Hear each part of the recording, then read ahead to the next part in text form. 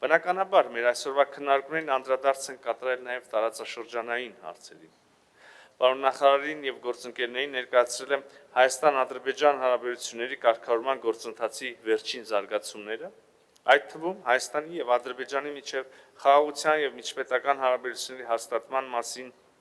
համաձայնագրի նախագծի համաձայնեցված լինելու փաստի, դրա ստորագրման շուրջ Հայաստանի առաջարկի, ինչպես նաև համապարփակ կայուն խաղաղության հասնելու հայաստանյան մյուս առաջարկների մասով։ Ինչպես բազմիցս առիթ եմ ունեցել նշելու, Հայաստանի դիրքորոշումը հստակ է. երկու պետությունների տարածքային ամբողջականության ճանաչում եւ սահմանազատման գործընթացի իրականացում Ալմա-Աթայի հռչակագրի դրույթների հիման վրա, ինչպես նաև տարածաշրջանային հաղորդակցության ուղիների բացում, առաջնորդվելով յուրաքանչյուր պետության ինքնիշխանության եւ իրավազորության անվերապահ հարգման, ինչպես նաև հավասարության եւ փոխադարձության սկզբունքներով։